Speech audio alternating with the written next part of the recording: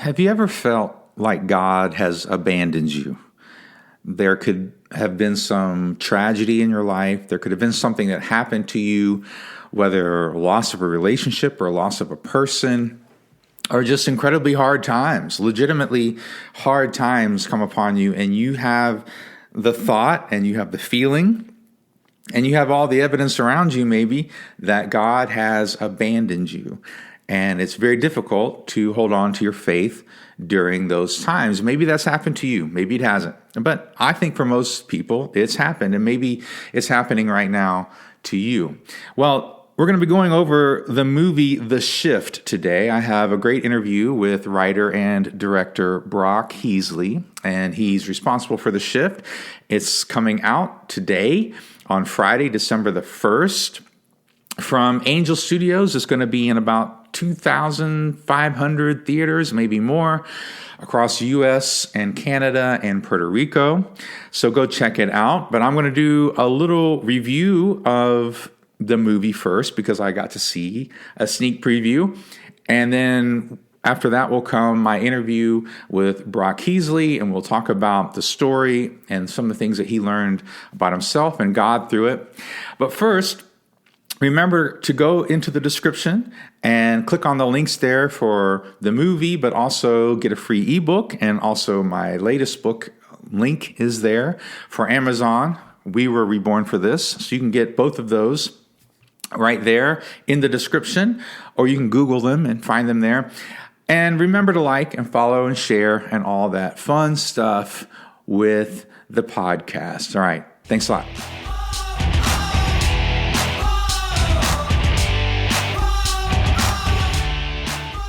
Welcome back to Kingdom Over Coffee. This is Britt Mooney again with you, and I'm going to be doing a quick review of the movie The Shift that is coming out today, December the 1st, through Angel Studios. I'm a big fan of The Chosen, and I loved some of the other movies that they have done and projects, and we've interviewed some of those filmmakers here. And so I wanted to give a little review of the movie first before we get into the interview. It's going to be just a few minutes here just to kind of set it up, because as a writer and author myself, I want to do a little bit of a review for people as they go out to watch the movie, and I hope you do. So The Shift is something that really started as a short film, and I talk about this with Brock in the interview. It started with a short film many years ago that I remember seeing, and they started doing some crowdfunding for a longer movie. And so I kind of remember the short film, but now this is more of a sci-fi movie, which is really sort of interesting. And this is the first completely original film that Angel Studios has produced. Now, they've produced some other kids' stuff, and of course, The Chosen. But as far as a full-length movie, this is the first movie that The Chosen has made on their own. Now, Sound of Freedom and some of the other things that have happened through Angel Studios, they've distributed them, and they've built that distribution network up through just the success of The Chosen. But this is the first one of their own. And so in this movie, it starts out with a great little scene with this guy, Kevin, and he meets Molly, and they kind of meet in a bar, and, one thing leads to another, and they fall in love sort of thing. It's really a great opening scene. It really kind of gets you into the characters, and I really just want to commend the writing for that scene. And this movie has some great cast members. You've got the Elizabeth Tabish, she's from The Chosen. She plays Mary Magdalene in The Chosen, and this is a different role for her, and she does an amazing job, as does Christopher Palal, who's the main guy, Kevin. But you have Matthew from The Chosen as well. Paras Patel. Neil McDonough is sort of the antagonist in this. He plays, quote unquote, the benefactor, but he's really more of like a devil sort of character antagonist. You've got Sean Astin from Lord of the Rings and, Rudy and a ton of other great material. So this really just has a powerful cast, and it's got John Billingsley, actually, who's from Star Trek, more of that science fiction sort of background. So you've got a great cast of characters, you've got a great cast of actors and actresses, and the setup is there's a married couple, and they start to have problems, and in the middle of that, Kevin is approached by the benefactor and for a job to do some things for him. And that's the Neil McDonough character, who's one of my favorite actors. I really love a lot of his interviews that he's talked about his own faith, and I've loved a lot of his work in Band of Brothers especially. But he's been in some other things as well. And so, but because of that conversation, stuff happens. That's kind of an inciting incident to a degree for the main character, Kevin, and he's thrown into a different world, so to speak, and it's a dark world. And as the movie goes on, he really has to struggle with his own faith in the midst of a very dark world. And there's some science fiction in it. It's not super heavy into the science fiction in the sense of you're not going to see spaceships and that sort of thing, but it's got some of that, dimensional, other dimensions sort of ideas in it. And they kind of play with that a little bit in really interesting ways, because you have to be good actors and actresses to kind of play different versions of yourself and some of these different realities. And that's sort of explained as they go. And so I really like the acting overall. I mean, I love the acting overall, and I like the story overall. And I really encourage people to go see it. I wouldn't give it like an A+, the movie an A+, just for a couple of reasons. Story wise, I think the theme isn't as sort of expressed as maybe it could have been. And I know it's difficult to do this with editing and script and story to kind of keep it sort of cohesive and sort of in line, because I really think it could have hit harder there toward the end. Just this is my own personal view, although I really do like the way the movie ended. So I think it has a very satisfying ending already, but I do think some of the themes and conversations could have been a little tighter to get us into the theme and to explore kind of a couple main themes that weren't as sort of understood. They weren't as easily understood as I think they could be. And the other thing, and this could have been just a money thing, by the way, this isn't really a writing thing, but maybe a money issue was it doesn't have a great score, and I know that's money, and I get it. Like maybe they just didn't have the money for that, because I know this is an Angel production, and as you'll hear in the in the interview, that they had to do some crowdfunding, and it's not like they had the backing of a huge studio. But I really think a really cool score would have really helped this movie emotionally. There were some more mood sort of sounds involved, and there was a cool song here and there. But I really think a nice score would have really made this movie kind of go into the A+ category. I'd give it sort of a B on its own, just for some of those reasons. I think it could have been tighter. I think the arc could have been a little more clear about the main character, what he was having to learn. And so where he started and where he ended could have been a little more clear just as a writer. But I love the performances. I love the story. I love the idea. And I think it's a really enjoyable movie. I think a lot of people are going to really enjoy it. So I really encourage people to get out there and see it. So before we go any further, here is my interview with the writer-director, Brock Heasley. Well, welcome back to Kingdom Over Coffee. I have a great guest with me today. I've been looking forward to this interview for the last couple days. Brock Heasley. Did I say the name right? You did. Yep, that's it. Brock is the writer and director of a new movie that is coming out on Friday. Today, when this episode is coming out, we're recording a couple days before. It's called The Shift. Some of you, like me, have probably seen some ads on some social media over the last week or two. And And so Brock is the writer and the director. Or did you do anything else or just that? I was also a producer on the film. Also a producer. Yeah, you got to get the Yeah, producer cred in there, right? You got to that's get right. that in there. So here's my first question. Mhm. There's a scene in there where he's talking to the benefactor guy. The lead character is talking to the benefactor guy in a restaurant. Did you do like a Mhm. little short film that was basically that conversation like years ago? Yeah, I Was that did. you? Yes, that was Okay. me, and that was something that was made a number of years ago. It was a short film about a guy who, is having struggles in his marriage, struggles in his job, and he ends up having this encounter with this mysterious stranger who basically turns out to be the devil, Right, and he's right, there to right. offer him a job, and they have a kind of a job interview in this diner.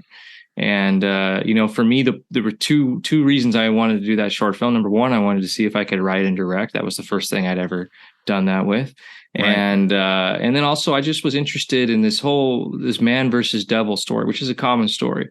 We've seen it in a lot of different books and movies and things, but I've never really seen that done from the perspective of a Christian. Like, what would happen if a Christian was confronted with the devil, like face to face? What would he do? Yeah, yeah, yeah. And so the end of that short was basically my answer to that question. And so that thing was released in 2017. In 2018, Angel Studios saw it, and we were off to the races to turn it into something a lot bigger. And from what I remember, when you shared the original short film, was there some sort of like pitch to raise money at that point? Or I'm trying to remember because I'm old, so maybe I'm misremembering. By the time it hit like the internet to where people could see it and it was widely available, that was definitely through with Angel Studios. And so at that point, yeah, what you probably saw was there was a pitch at the end that if for what we wanted to do with it and turning into a feature film. And what we did over a few years was we did crowdfunded investment where we invited anybody to invest in the film. Not like, Right. here's a free t-shirt, but like, here's an actual stake in this film.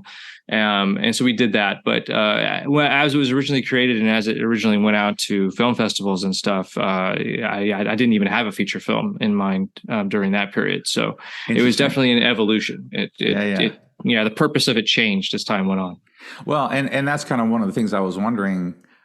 First of all, if I was remembering correctly, Right. that it was because it seemed really similar to something I had seen before, but of course different actors and what Right. have you. Right. But very similar to that conversation, and then whether that was part of a bigger idea you already had, or whether you had kind of developed this other idea along the way, just so you kind of answered that. So let me know kind of how you got into writing. So kind of take a step back. I know you got this movie coming out, but as most people know, when a movie comes out, and I know when a book comes out, that's like the tip of the iceberg. There's like so Yeah. much that goes into that. So how did you kind of get started in writing and that sort of thing? So I went to school to be a graphic designer, and I did that as a career for about 15 years. And it was about partway through that career that I was getting kind of restless. I'd always loved drawing, and that was part of my job. And I think when something becomes your job, and you do it every single day in a cubicle, it starts to become less alluring.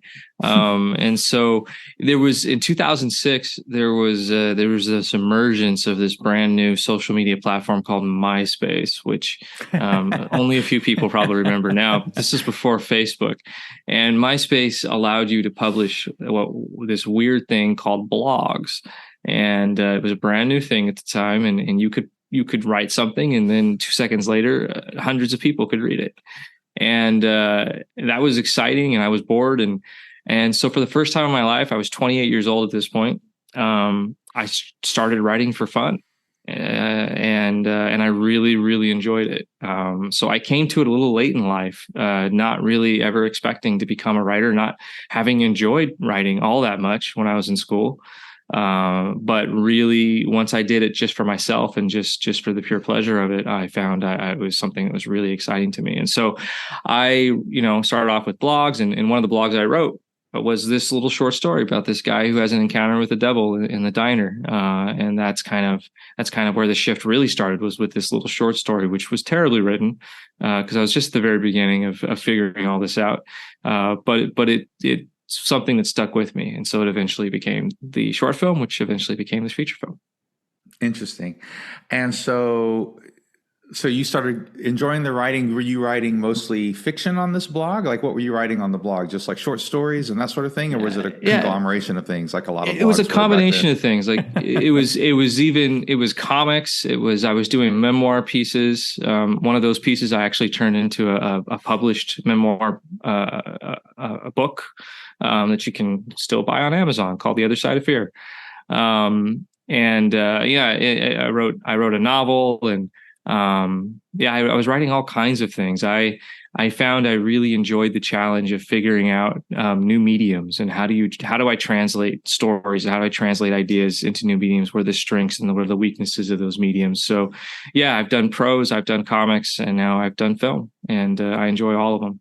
Nice. And so maybe you already kind of answered this, but was it the short film that kind of got you in connection with Angel Studios? I mean, because that was really on the early side of Angel Studios, right? Very early side. They had the time that I got in touch with Angel Studios. I think only the pilot for The Chosen was out. They hadn't even created the first season yet, and they in fact, yeah, no, that's true. They were just getting the crowdfunding going for The Chosen. Right. But at the time, their business consisted of two parts, and they've since separated. But it was a streaming service called VidAngel, and then there was Angel Studios, and VidAngel is still around, and basically allows you to filter content from Netflix and other places like that. You can take out the F-bombs and take out the sex and things like that that you may not want so much in your home. But they also had some original content, including a couple of things that Dallas Jenkins had done. And I saw that stuff on there, and I realized, particularly with Dallas's stuff, who is the creator of The Chosen, that tonally it was very similar to what I was doing. Now, I was doing this sci-fi film with this faith aspect and very different story-wise, but tonally it was kind of dark and not afraid of that, and yet pointing towards the light. And so I thought if anybody could understand this little weird film that I'd made, it would be the guys over at VidAngel / Angel Studios.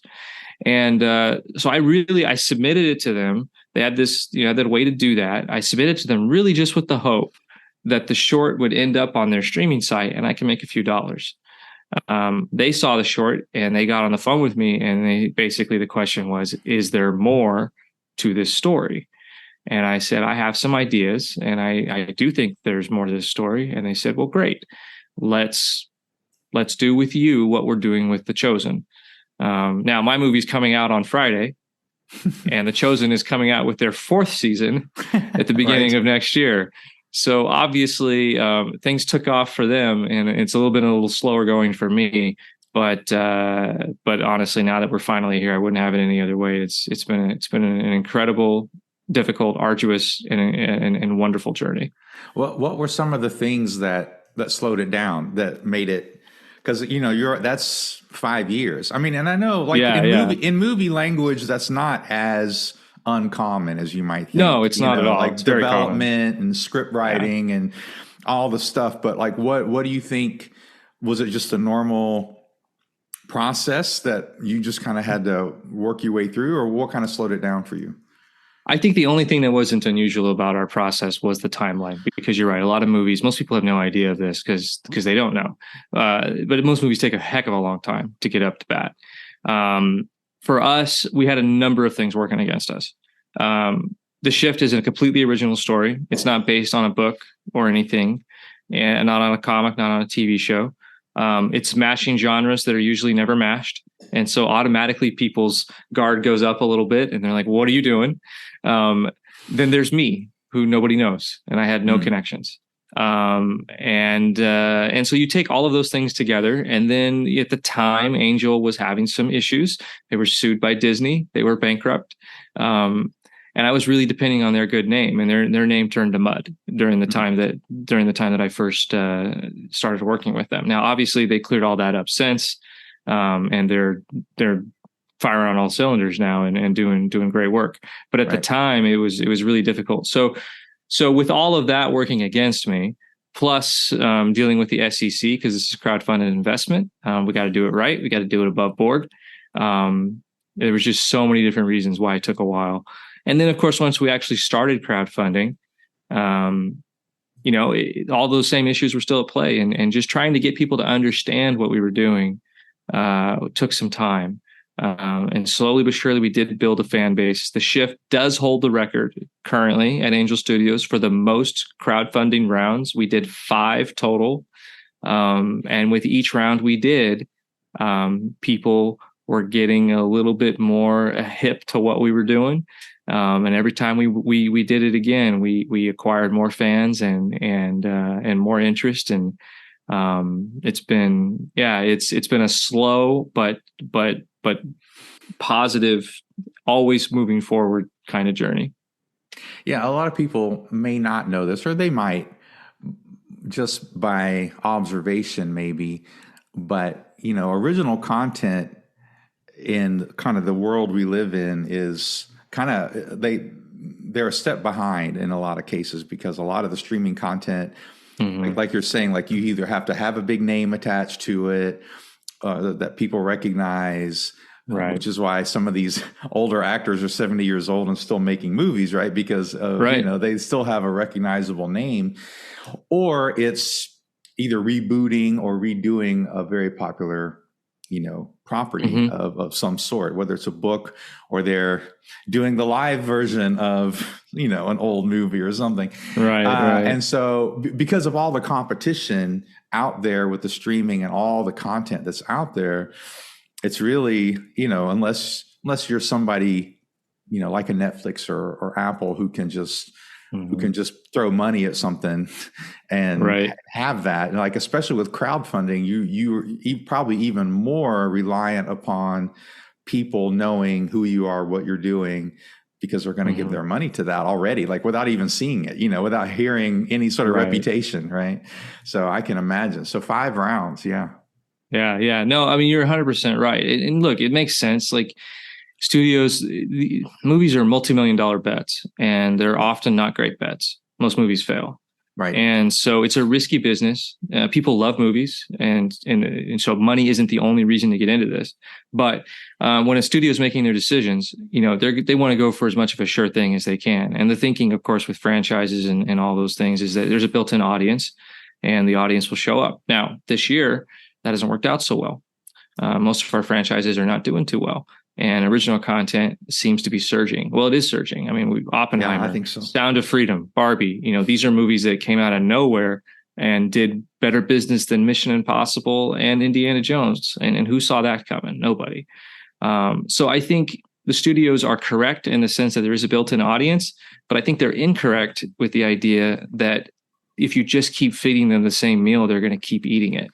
Right.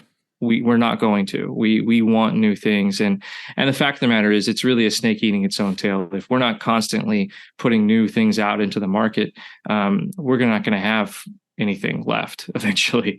So I'm encouraged that this year audiences have decided that no, we do want original stories again, and hopefully, as The Shift comes out on December 1st, they see us as an attractive prospect for that reason. No, I totally agree. I think that there, on the one hand, there is the reality, like you're saying, of a recognizable property. But I think studios aren't necessarily creators. They are, they're trying to make money. And so I think the oversaturation, I think you're right, just kind of dealing in the same formulas. Audiences want real stories, and, we can get into other discussions about agenda driven stuff and other stuff too. But people just want good stories. They just really want a good story that really engages them emotionally, maybe intellectually a little bit too. And that's why I think The Sound of Freedom, had that level of sort of support and reaction from people, because I think initially it did have maybe some of that support from a little bit of the conservative Christian sort of audience and the angel audience. But I think over time it showed that it was a good enough story that people really engaged with it on its own. And so that must be part of what you're trying to do too, right? I mean, like, this is a part of, like you said, it was a little bit of a darker tone than a lot of quote unquote Christian movies. It's not really not a Hallmark movie for those people who haven't seen any. any of the media on it. So what are the things that kind of inspired you as you got into making this movie, as you got into making it and Right. coming up with your own ideas around this short film and expanding it? What were some of the things that kind of inspired you? Well, I mean, I love science fiction.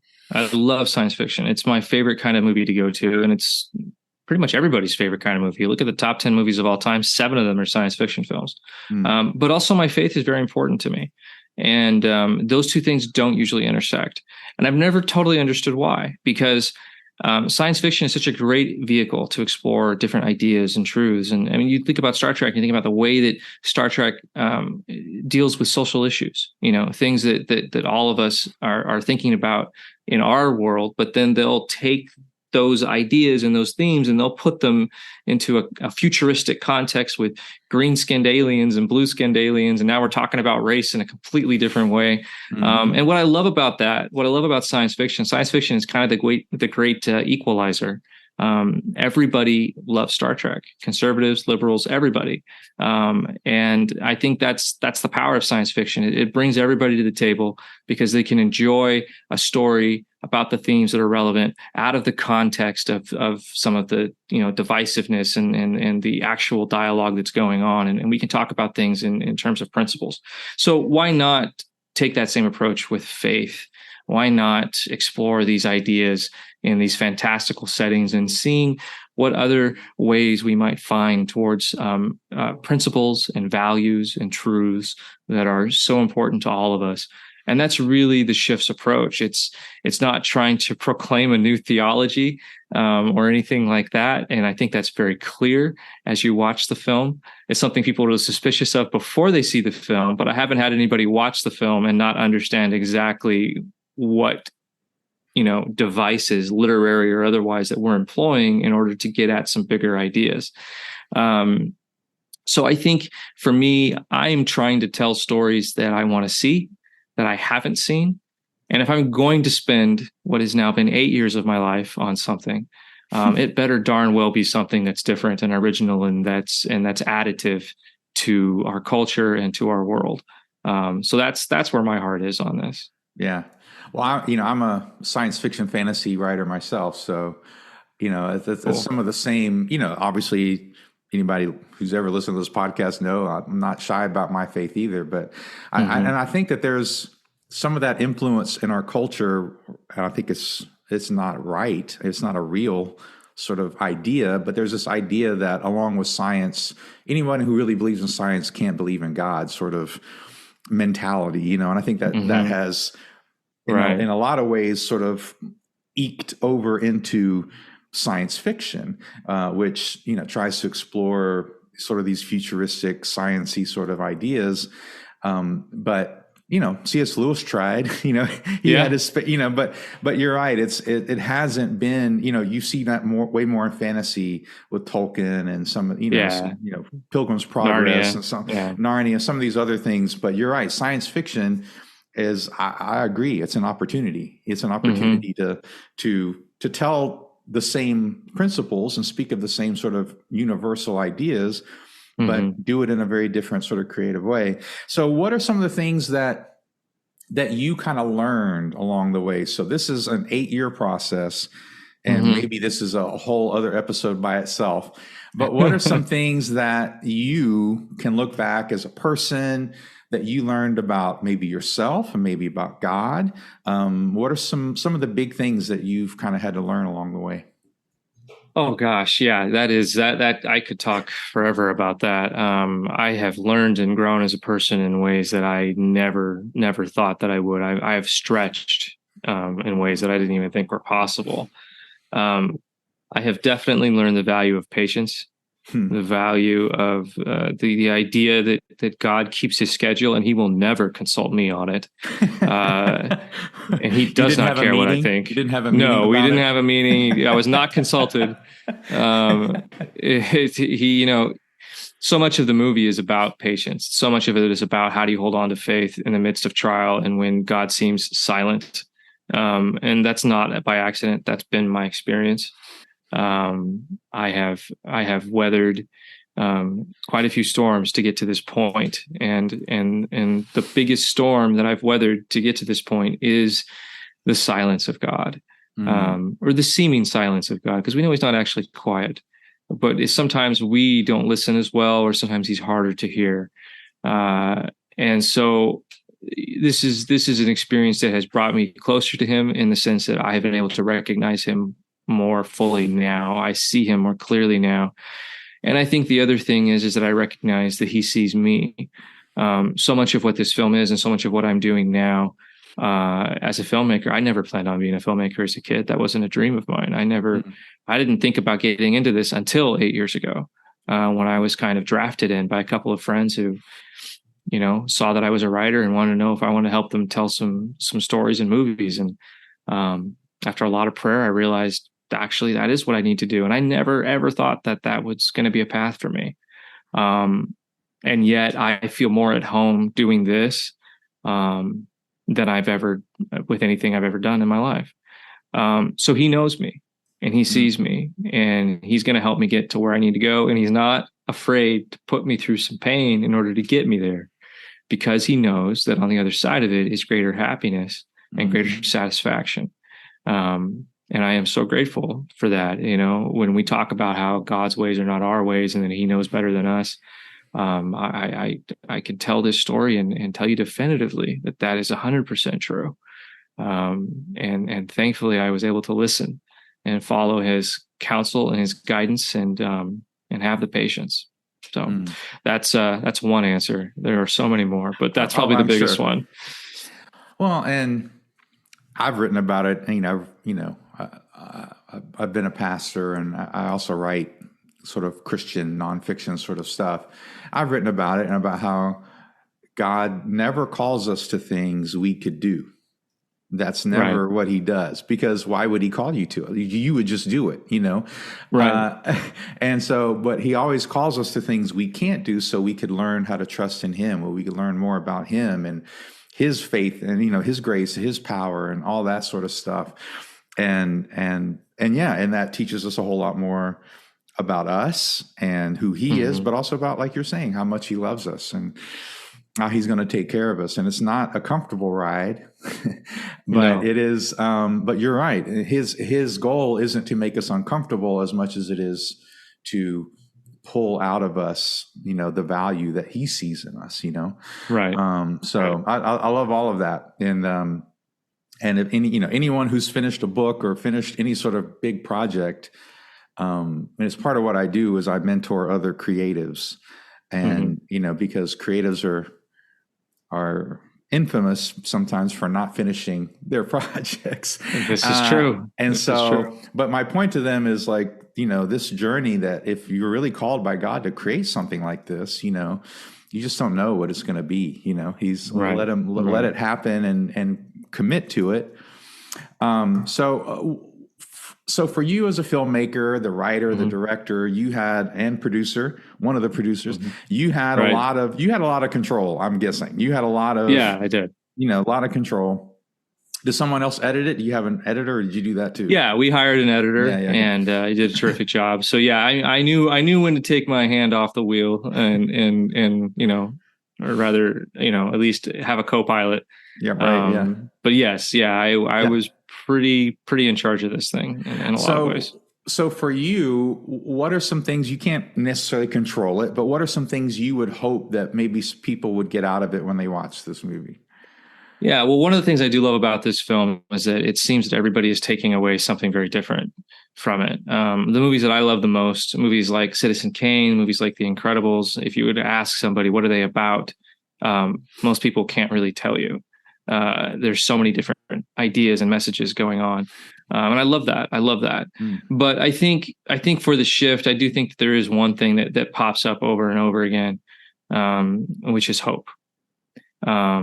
If anything, the movie is trying to make an argument that even within the darkest of times, there is hope to be found, and we need to only look for it, and we will find it.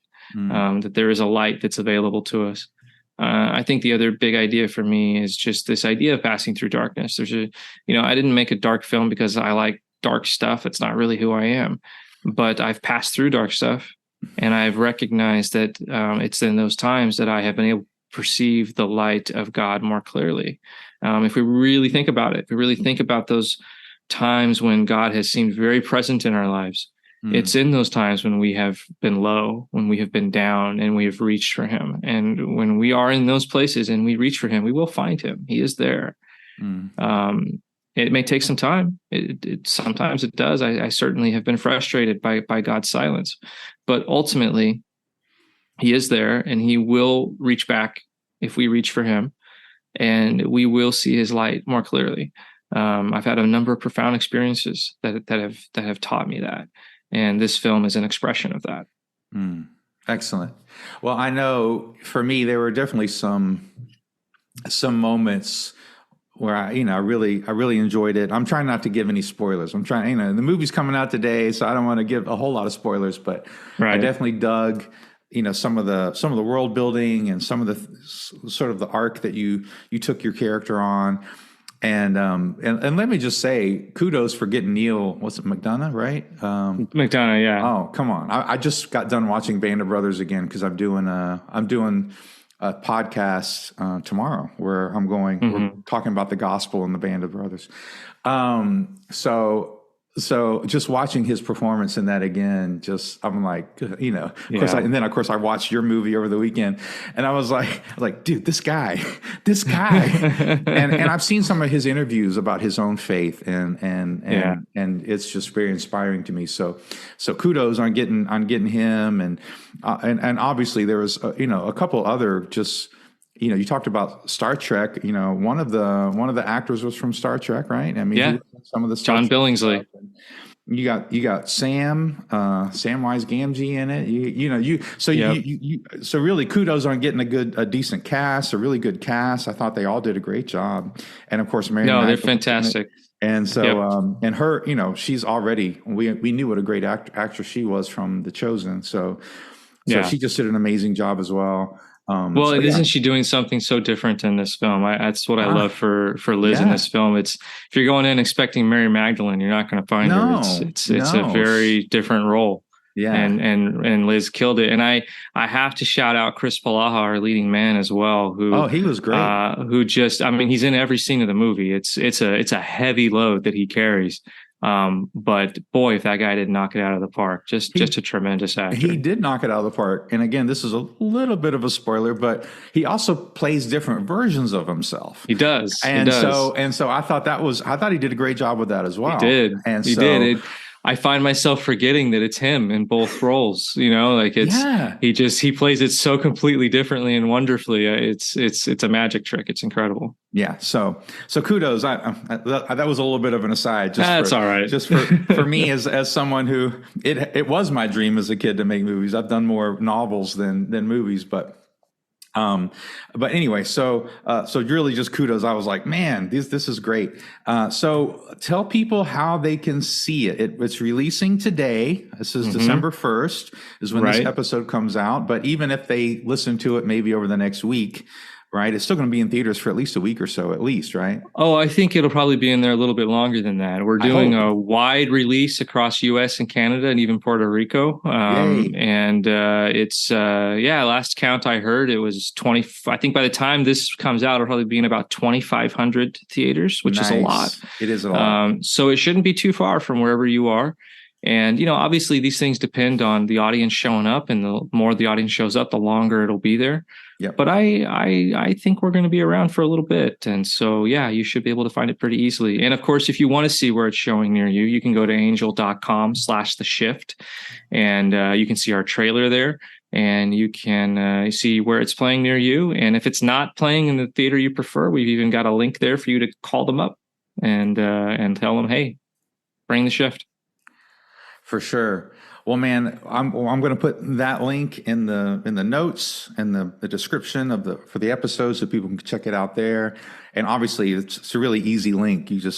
People probably just Google it, right? That's what people do. Yeah. It'll pop up right away. It'll pop up right there. So angel.com/the shift. Check out and really just Google the shift. I think I Googled the shift when I was doing some research. on the movie, and it was like showtimes. It was giving me Yeah. showtimes near you. So again, Google's not always your friend, but it can be, right? So Yeah, it will be in this case. It will be in this case. And so, just everybody just go check it out. And I already have some friends who are very jealous that I got to talk to you today, because they're like, cool. I'm going to see it. They already have plans to go see it this Friday. So, right. So awesome. You're definitely getting some support, and I'm a huge fan of The Chosen and a lot of the stuff that the Angel has been doing. So, I just really tell people, encourage people to go check it out. So thanks for being here, Brock. This was actually thank really you, Brett. fun. This is a great conversation. Thank you for that. I appreciate it. I appreciate it. All right. God bless. You too.